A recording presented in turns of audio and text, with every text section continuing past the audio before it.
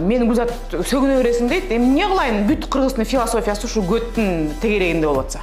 Götüңдү кыс, götüңдү көтөр, götüңдү айрым, götüңдү жап, götüңдү чукуп атат. Не кылайын? Кыргыздын философиясы ушундай болсо. Эми каткырык, мынтип алмашып турат экен да, бул норма да, бул турмушта. Турмуш деген эмне? Турасың, муш жейсиң да. Турасың, муш жейсиң. Турмуш. Сен 8 жолу муш жесең, 9 жолу туруп беришиң керек да, ушундай эле. Муш да жедим. Туруп да бердим. Каткырдым дагы. Барын тең каткырык менен жем келтам. Бир автозакта кетип баратабыз, ушундай бир машиналар бар да. Түрмөдөгүлөрдү сотко алып бара турган.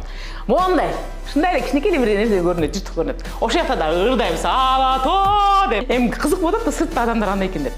Сыртта монтип карап атам, калап карап атсам, тротуарда кетип баратат бир 10-20 чакты киши, көп жерден өтүп баратканбыз.